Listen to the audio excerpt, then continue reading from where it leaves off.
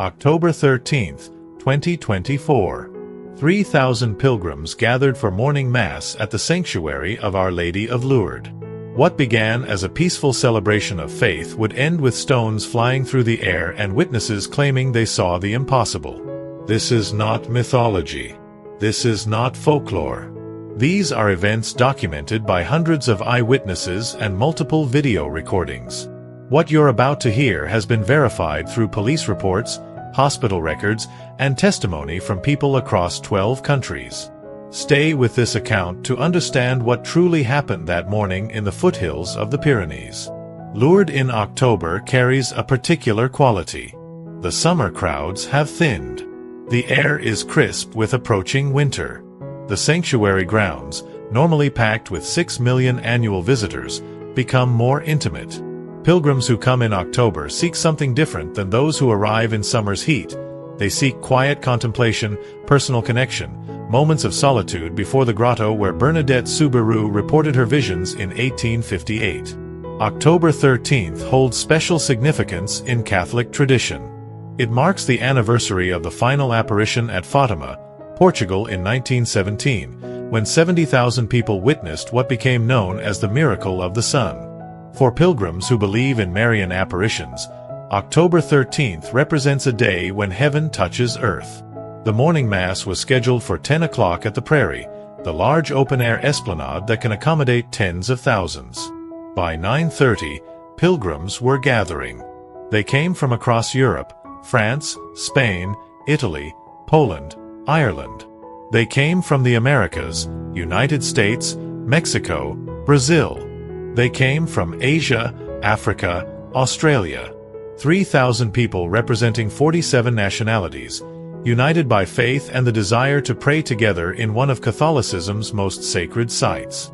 The setup was standard for large outdoor masses at Lourdes. A raised platform held the altar. Speakers were positioned to carry voices across the prairie. Volunteers distributed prayer sheets printed in 8 languages. Medical staff positioned themselves at strategic points. Elderly and sick pilgrims often attended these gatherings, and the sanctuary maintained excellent emergency protocols. The weather was perfect. Clear skies. Temperature around 15 degrees Celsius. The Pyrenees Mountains rose in the distance, their peaks already touched with early snow. The Gave de Pau River ran through the sanctuary grounds, its water carrying the sound of moving current beneath prayers and hymns. Father Michel Blanc, a French cleric who had served at Lourdes for 18 years, was scheduled to celebrate the Massachusetts. He had conducted hundreds of such services. This morning felt no different. He greeted volunteers, reviewed the liturgy, ensured everything was prepared. Nothing suggested what was coming. Among the gathered pilgrims was Catherine Morrison, a 62-year-old woman from Dublin. She had traveled to Lourdes 5 times over the past 20 years, always seeking comfort after her daughter's death from cancer. This morning, she sat in her wheelchair near the front, her sister Margaret beside her. "I remember feeling such peace," Catherine would later testify. "The sun was warm. The air was clean. I could hear people praying in different languages around me. It felt like the whole world had come together in that one space." Also present was Thomas Chen, a 34-year-old engineer from Singapore. Raised Catholic but describing himself as questioning, he had come to Lourdes at his mother's insistence. She had been diagnosed with advanced Parkinson's disease and wanted to make the pilgrimage one last time. Thomas accompanied her, skeptical but loving. "I didn't expect anything miraculous," he said later. "I was there for my mother, supporting her faith, even if I didn't fully share it. I was looking at the whole thing as a cultural experience, something meaningful for her." The Mass began at 10 o'clock precisely. Father Michel's voice carried across the prairie, amplified but still human, still warm. The congregation responded in multiple languages. The liturgy flowed as it had flowed for centuries. Readings, prayers, hymns that connected this moment to thousands of years of tradition. At 10:45, the Mass reached the liturgy of the Eucharist. This is the central moment in Catholic worship, when believers understand bread and wine to become the body and blood of Christ. The congregation fell into reverent silence. Father Michel raised the host. Nobody noticed the group approaching from the north side of the sanctuary grounds. 7 individuals. 4 men, 3 women. Ages ranging from early 20s to mid-30s. They had arrived at Lourdes the previous evening, staying at a budget hotel in the town center. They registered under false names. They paid cash. Their leader was a man named Rachid Mansouri, 31 years old, born in Marseille to Algerian immigrant parents.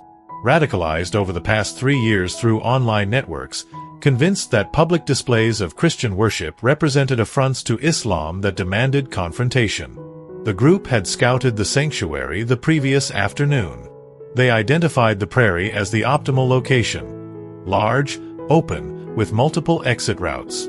They noted security was minimal during services, focused more on assisting elderly pilgrims than preventing attacks. That morning, they prepared methodically. They filled backpacks with stones collected from a construction site outside town. Smooth river rocks, each roughly the size of a baseball. Heavy enough to injure, small enough to throw accurately. Each person carried approximately 30 stones. They dressed to blend in, casual clothing, nothing that would draw attention. They entered the sanctuary grounds separately, approaching from different directions. At 10:30, they reconvened at a designated spot near the tree line bordering the prairie's northern edge. They waited, listening to the mass progress, watching the crowd's attention focus on the raised platform where Father Michel conducted the liturgy, timing their move for maximum impact. At 10:46, as Father Michel raised the host and 3,000 people bowed their heads, the 7 attackers stepped forward from the trees. Rachid threw the first stone. It arced through the morning air and struck a man in the 5th row. The impact made a sickening sound, rock meeting skull. The man crumpled. Then all 7 were throwing. Stones flew into the gathered congregation. The projectiles moved faster than comprehension. People heard impact before they understood what was happening. Screams erupted. Blood appeared. Chaos ignited. The next 90 seconds would determine whether this attack became a massacre. What happened in those seconds defies conventional explanation. Catherine Morrison saw a stone strike the man in front of her. His head snapped forward. Blood poured from the wound. Her sister Margaret screamed. Around them, people were trying to stand, to run, to understand. But thousands of people in tight configuration cannot move quickly.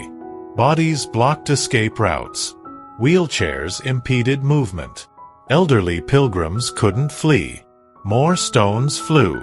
A woman 50 meters from Catherine took a direct hit to her face. Her nose shattered. She fell backward into the people behind her. A child, couldn't have been more than 8 years old, was struck in the shoulder. His scream was high-pitched, terrified, cutting through the deeper sounds of adult panic. Thomas Chen's first instinct was to cover his mother. He threw himself across her wheelchair, making his body a shield. A stone struck his back. Pain exploded along his spine. He gasped but didn't move. Another stone whistled past his head, missing by centimeters. Father Michel, standing elevated on the platform, could see everything. The 7 attackers. The stones flying. The congregation dissolving into terror. His mind raced through options. Call for calm? People couldn't hear him over their own screaming. Run for help? Security was minutes away. Those minutes could mean deaths. The attackers were methodical. They threw with practiced motion, reach into backpack, grab stone, aim, throw. They targeted the densest sections of the crowd, maximizing injury potential. They showed no hesitation, no mercy. Their faces carried expressions of cold determination. 30 seconds into the attack. Approximately 40 stones thrown. 11 people bleeding. The crowd was trying to flee but couldn't move fast enough. Bodies pressed against bodies. People tripped over chairs, over each other. The screaming intensified. Sanctuary security had been alerted. 2 guards were running across the grounds. But they were unarmed. Lourdes maintained a policy of peaceful sanctuary. What could they do against 7 people throwing stones? They called emergency services. Police. Ambulances. But Lourdes is a small town. Response time would be 6 to 8 minutes minimum. 60 seconds into the attack. Approximately 80 stones thrown. 23 people injured. Blood pooled on the prairie grass. A woman in her 70s lay unconscious, struck in the temple. Her husband knelt beside her, his hands covered in her blood, his voice breaking as he called her name. The attackers showed no signs of stopping. Their backpacks still held stones. They had prepared for sustained assault. They intended to throw until either stopped by force or until they ran out of ammunition. Catherine Morrison, still in her wheelchair near the front, watched a stone strike the ground inches from her feet. Another whistled past her head. She thought about her daughter. About dying in the same place where she had sought comfort for her daughter's death. The irony felt crushing. 90 seconds into the attack. Approximately 120 stones thrown. 31 people injured, 4 seriously. The screaming had reached a crescendo that seemed impossible to sustain. Human voices shouldn't be able to produce such sound. Terror has its own acoustic properties. Then the light changed.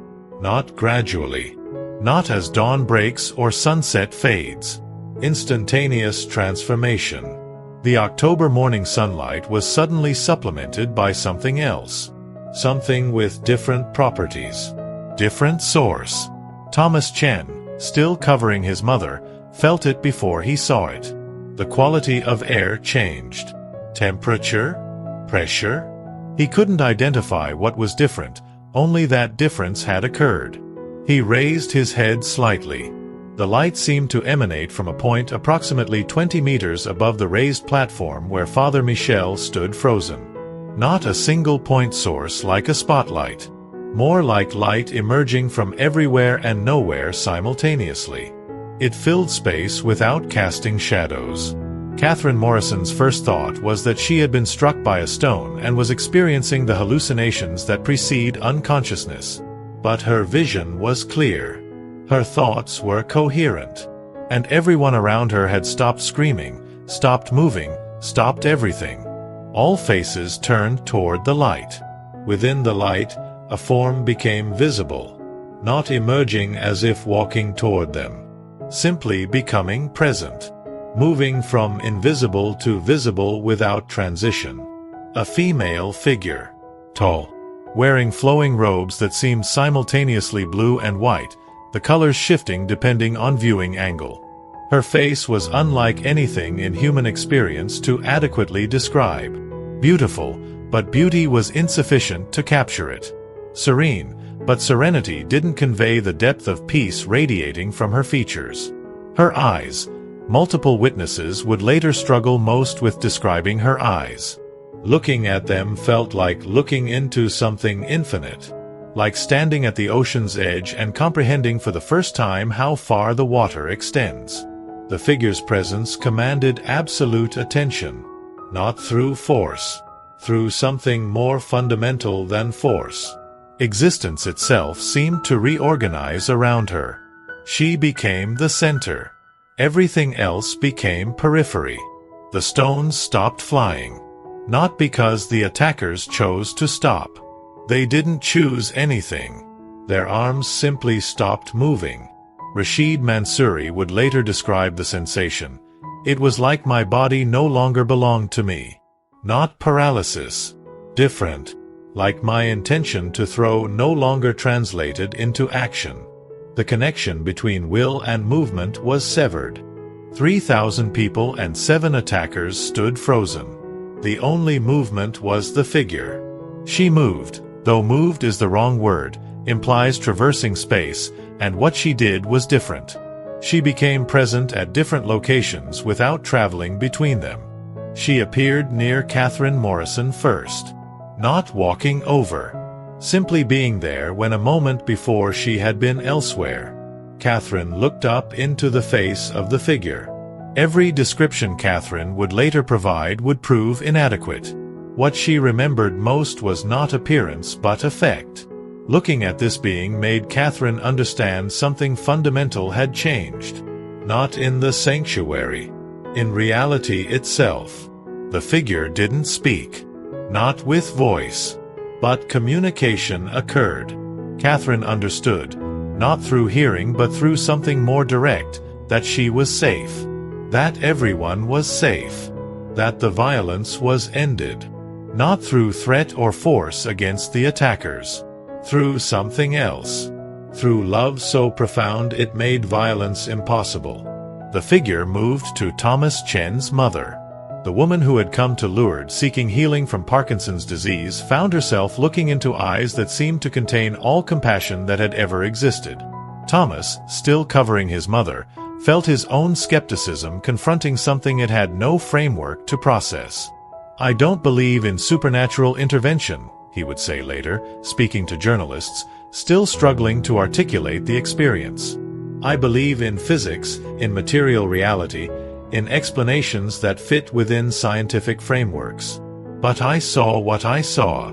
I felt what I felt. And I have no explanation that satisfies my materialist worldview." Father Michel, still standing at the altar, watched the figure move among the congregation.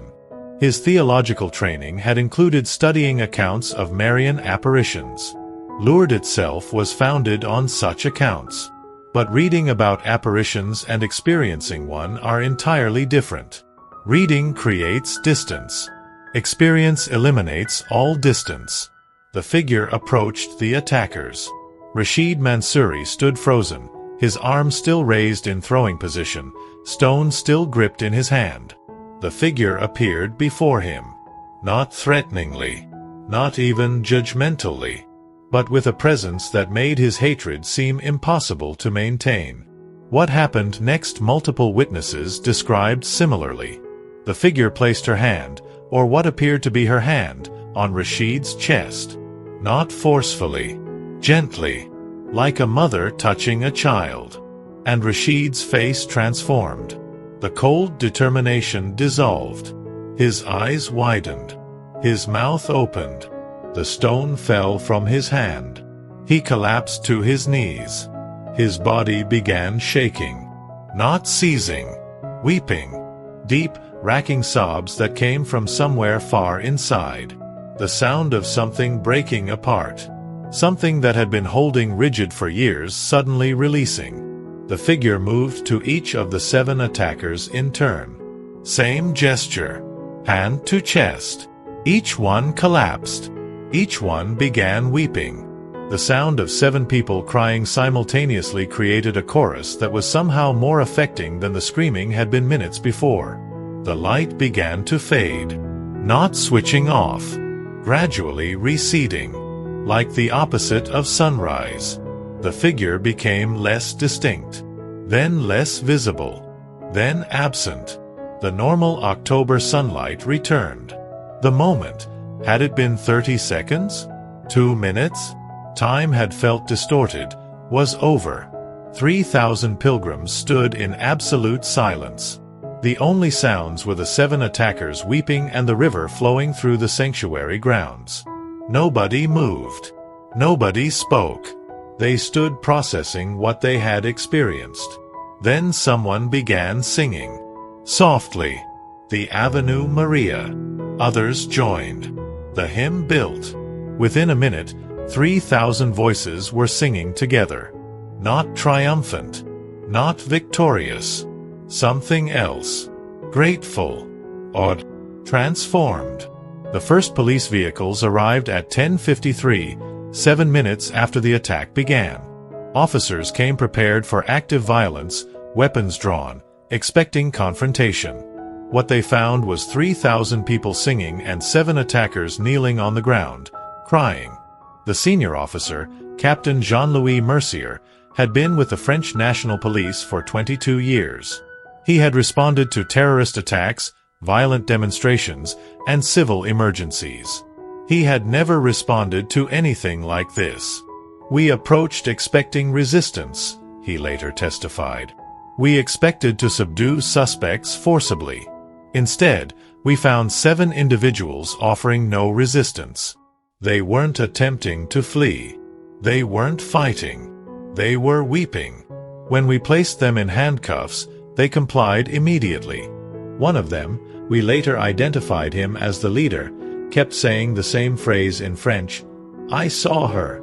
I saw her. How did I not see her before?'" Emergency medical services arrived 2 minutes after police.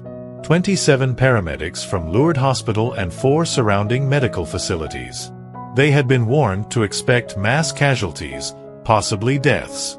They found 31 injured people, none with life-threatening wounds. The injuries were real. 11 people had suffered head wounds requiring stitches. 8 had broken bones, fingers, wrists, 1 clavicle. 12 had severe bruising. Multiple people had cuts from stone impacts. But nobody had died. Nobody was in critical condition. Given the number of stones thrown and the targeting of the densest crowd sections, medical personnel found this remarkable. Dr. Sophie Renard, emergency physician from Lourdes Hospital, conducted initial triage. She examined Catherine Morrison, expecting to find injuries. The woman was in a wheelchair, couldn't have escaped easily, was positioned in a high-impact zone. Catherine showed no injuries. Not even bruising. "Were you hit by any stones?" Dr. Renard asked. Catherine shook her head. "I saw stones coming toward me. I saw them in the air. Then the light appeared. After that, I don't remember any more stones landing near me." Dr. Renard moved through the crowd, examining, documenting. The pattern was consistent. People in the attack zone's perimeter, the outer edges, had injuries. People near the center, where stone density should have been highest, had no injuries. It was as if something had created a protective barrier that stones couldn't penetrate. Thomas Chen's back showed a massive bruise where the first stone had struck. But subsequent stones, he remembered clearly seeing them coming toward him, had left no marks. He had no explanation. Neither did Dr. Renard. The 7 attackers were transported to the Tarbes police station. Standard procedure for potential terrorists. They would be interrogated, evaluated, charged. But their immediate presentation was unusual. Most people arrested for violent attacks showed either defiance or detachment. These 7 showed neither. They were emotionally broken, responsive but devastated. At the sanctuary, Father Michel attempted to understand what to do next. The Mass had been interrupted. People were traumatized. The sacred space had been violated by violence. But what was the appropriate pastoral response when the violence had been stopped by something miraculous? He made a decision. He returned to the raised platform. He picked up the microphone. "Brothers and sisters," his voice carried across the prairie. The singing had stopped. Everyone turned to listen. "We have experienced something that I cannot fully explain. We have experienced violence and we have experienced rescue. We have experienced fear and we have experienced grace. I believe the appropriate response is to continue what we came here to do. To pray. To celebrate the Eucharist. To acknowledge that whatever happened here, we are in the presence of something holy." The Mass resumed at 11:15. 3,000 people participated. Multiple witnesses reported it was the most powerful liturgy they had ever experienced. Every word felt weighted with meaning. Every gesture felt significant. The act of continuing, of not allowing violence to have the final word, created a sense of triumph that had nothing to do with defeating enemies and everything to do with affirming faith. Catherine Morrison received communion with tears streaming down her face. Not tears of sorrow. Tears of recognition. She had come to Lourdes seeking comfort for her daughter's death. She found something else. She found evidence that the universe contained more than suffering, that it contained mercy. Thomas Chan watched his mother receive communion. Her hands, which normally trembled from Parkinson's, were steady. He noticed but said nothing. Probably temporary. Adrenaline-suppressing symptoms. But he filed the observation away. The question wasn't just what people experienced. The question was how to explain it. And that question would consume investigators, theologians, scientists, and skeptics for months to come. By noon, news was spreading beyond Lourdes. Social media exploded with eyewitness accounts. Videos appeared online. Dozens of pilgrims had been recording the Mass on their phones. The footage quality was poor, the angles chaotic. But certain elements were consistent across all videos. The light. The form within the light. The sudden stop of stone throwing. The collapse of the attackers. Television news picked up the story by early afternoon. Major networks sent crews to Lourdes. By evening, satellite trucks lined the streets outside the sanctuary. Reporters interviewed anyone willing to speak. The accounts were remarkably consistent, which made them more unsettling. Mass hallucination typically produces divergent narratives. These narratives converged. Within 24 hours, the story was international. Headlines across Europe, the Americas, Asia. Reactions split predictably. Believers saw confirmation of faith. Skeptics demanded scientific investigation. The debates began immediately, passionate and polarized. But in Lourdes itself, that afternoon and evening, the tone was different. Less debate, more processing. 3,000 people had shared an experience. They gathered in small groups, talking quietly, trying to understand. Strangers became confidants. Language barriers dissolved as people found ways to communicate experience that transcended words. The sanctuary remained open. People continued to arrive throughout the day. Pilgrims who had heard what happened and wanted to be in the space where it occurred. Curious locals. Journalists. By sunset, the grounds held more people than had been present during the morning Mass. At 7 o'clock, a spontaneous candlelight vigil began at the grotto of Massabielle. No organizer announced it. No authority sanctioned it. People simply started gathering with candles. They prayed. They sang. They stood in silence. They created ritual to process mystery. Catherine Morrison was there, her sister pushing her wheelchair. Thomas Chen was there with his mother. Father Michel stood at the grotto's edge, watching, praying, wondering how his ordinary Sunday had transformed into this extraordinary event. The candles flickered in the October evening. The river flowed. The mountains stood dark against the stars. And thousands of people tried to understand what it means when heaven intervenes in human violence. French authorities had to investigate. 7 people had thrown stones into a crowd, injuring 31. That was assault, potentially terrorism. The fact that something inexplicable had stopped the attack didn't change the crime's severity. The interrogations began that evening. Rashid Mansouri was first. Captain Mercier conducted the interview with Detective Isabelle Laurent, a specialist in radicalization cases. They expected defiance, ideology, justification. What they encountered was something else entirely. Rashid sat in the interrogation room, handcuffed, still wearing the clothes from that morning. He looked exhausted but not defiant. When Captain Mercier began asking questions, Rashid answered immediately, completely, without evasion. Yes, we planned the attack. Yes, I organized it. Yes, we intended to injure people. We believed we were defending Islam against blasphemy.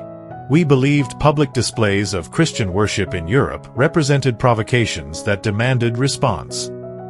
And now? Detective Laurent asked. Do you still believe that?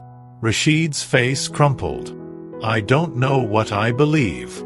I saw something that shouldn't exist according to everything I thought I understood. I saw her. I felt her hand on my chest.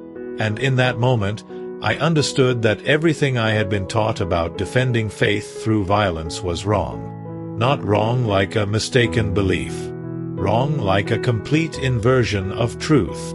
The interrogation continued for 3 hours. Rashid provided names of online contacts who had radicalized him.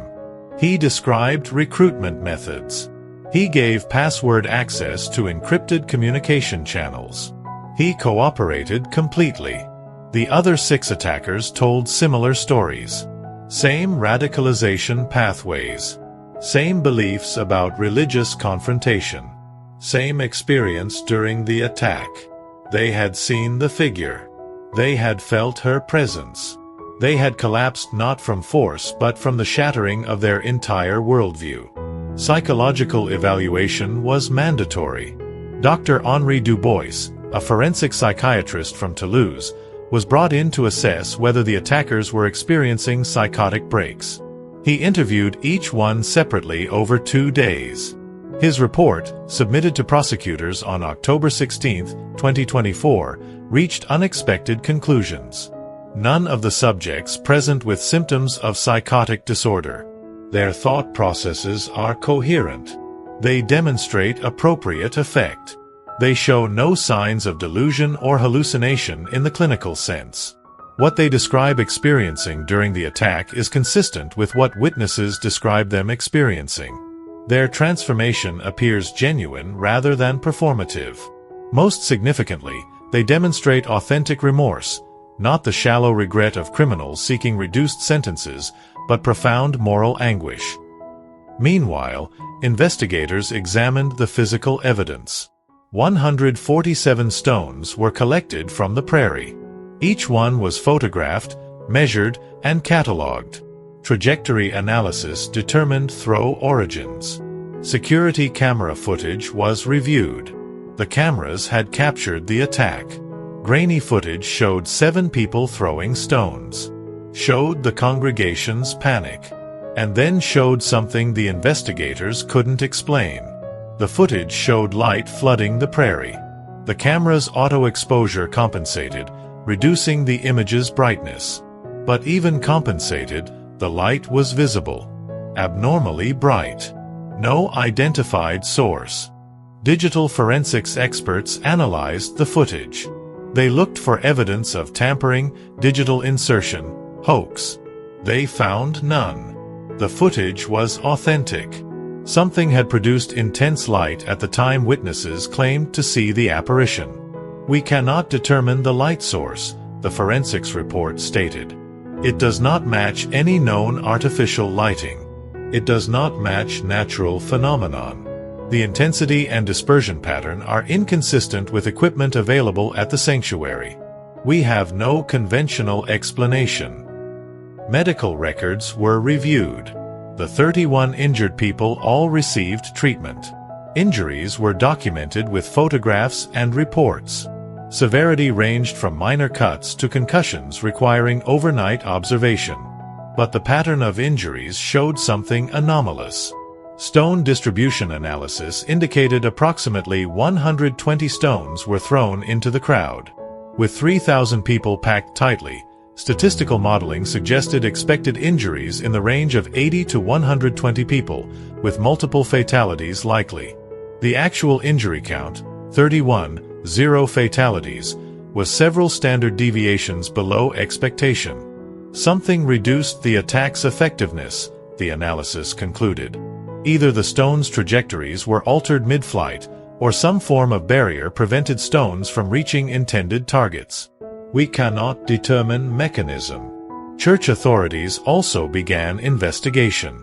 The dioceses of Tarbes and Lourdes had protocols for claimed miraculous events. They activated those protocols immediately.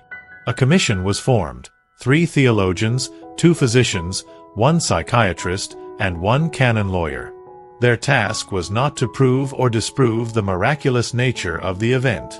Their task was to gather evidence and testimony, then forward findings to higher authorities for judgment. The process typically takes years. In this case, given the event's public nature and the volume of witnesses, they accelerated the timeline. Commission members began interviewing witnesses. They started with those closest to the action: Catherine Morrison, Thomas Chen, Father Michel. Each interview was recorded, transcribed, and analyzed. Witnesses were asked to describe not just what they saw but what they felt, what they understood, how the experience affected them. Catherine described the figure in detail. Blue and white robes. Peaceful face. Eyes that seemed infinite.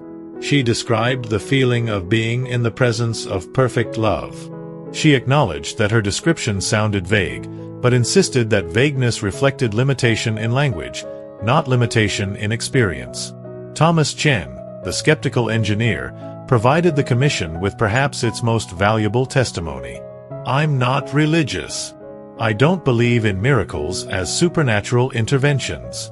But I saw something I cannot explain.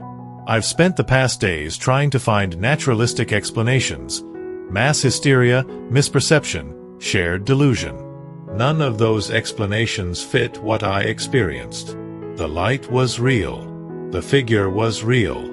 The effect on the attackers was real and immediate. I don't know what I witnessed, but I know I witnessed something. Father Michel described the theological implications. The Christian tradition holds that God intervenes in human affairs.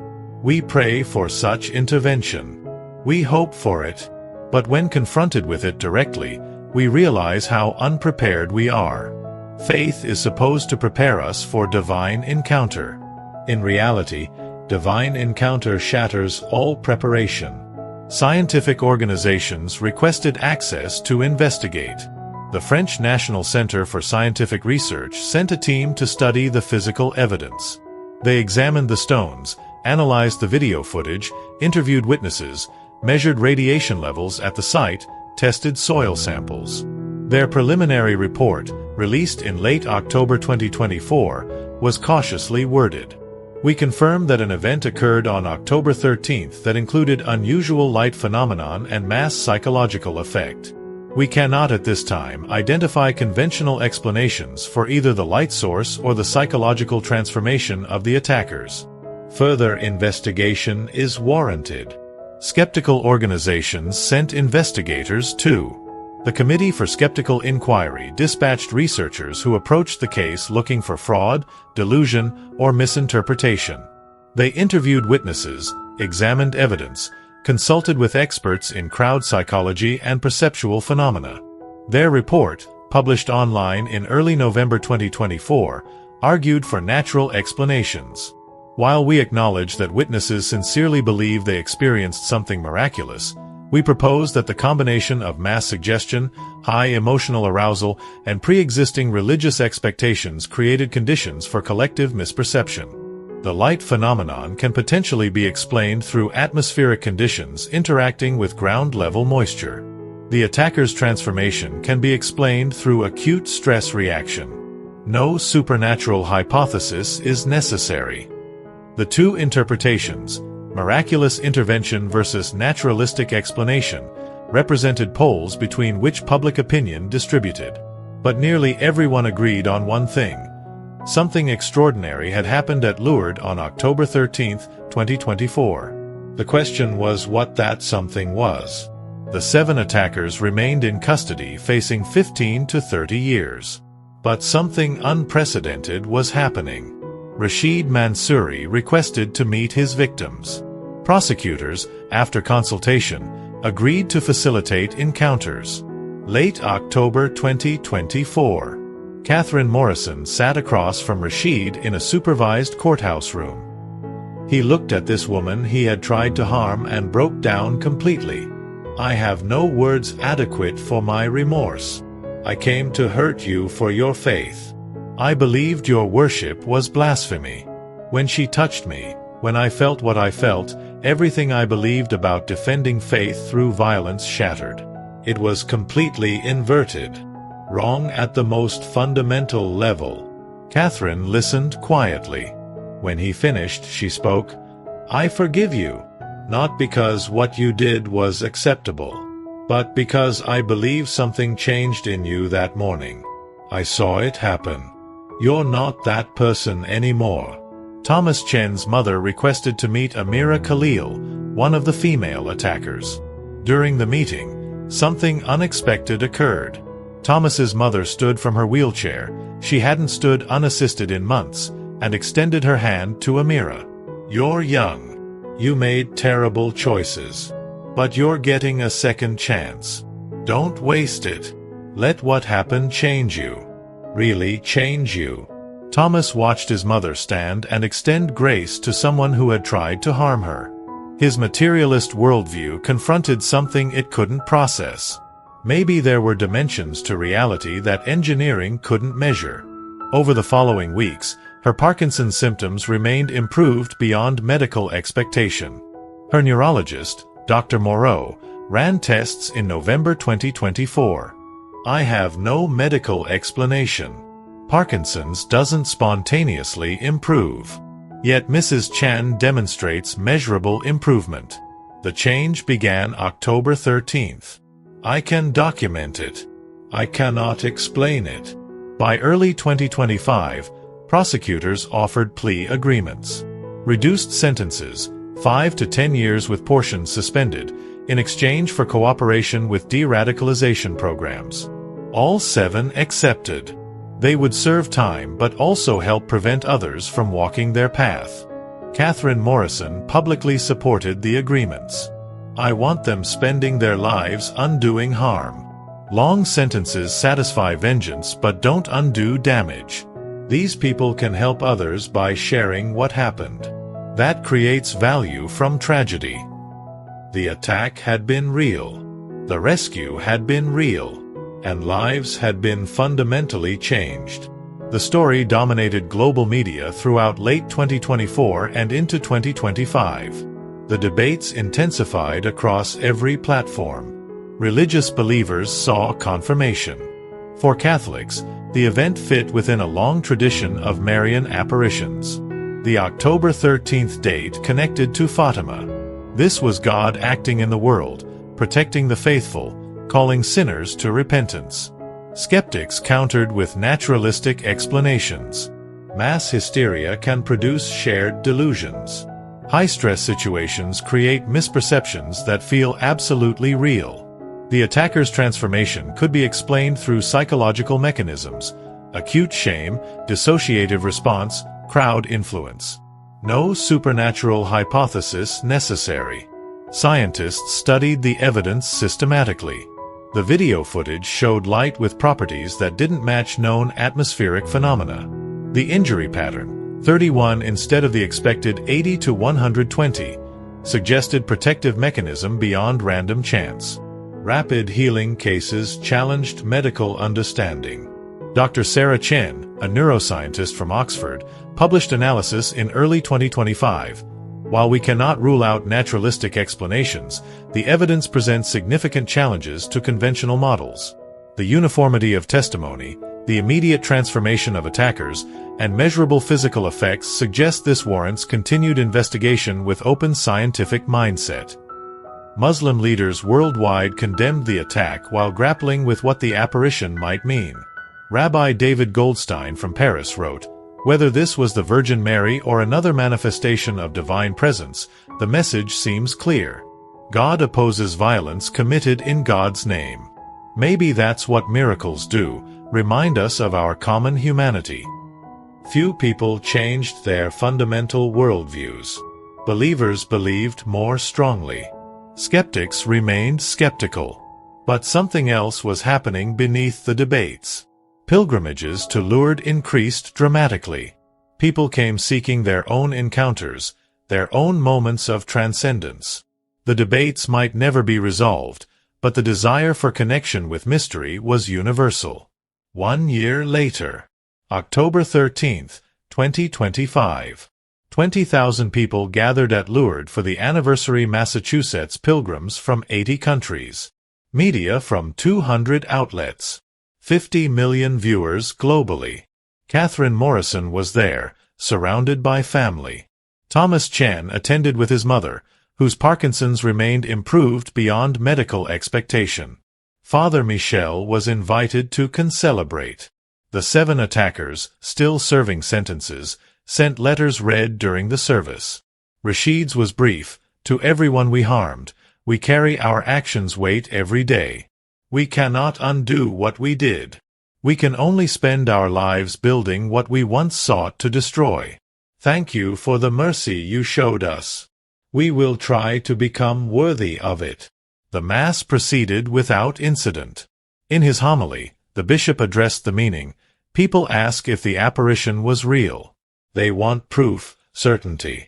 But perhaps the question misses the point.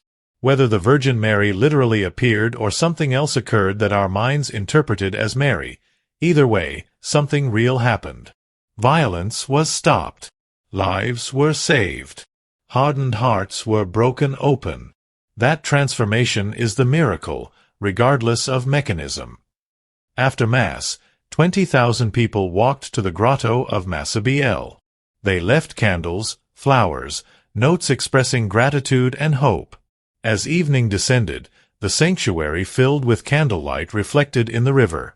The mountains stood dark against stars. And people stood where, 1 year earlier, violence had met mercy and mercy had won.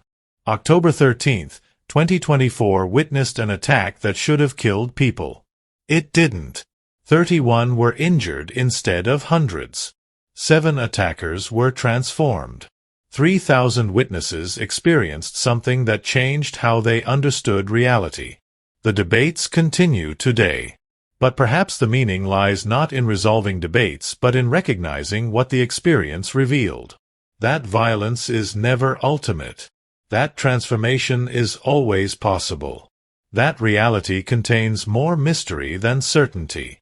Today, Rashid works with de-radicalization programs from prison.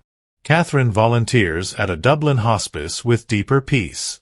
Thomas's mother lives with Parkinson's that progresses more slowly than medicine expects. Father Michel tells anyone who asks about the morning when heaven interrupted earth. The question is not whether you believe a miracle occurred. The question is whether you believe people can change. Whether violence can be overcome. Whether the universe might be more compassionate than our darkest moments suggest. If you believe those things, then what happened in Lourdes was miraculous. Whatever else it was that.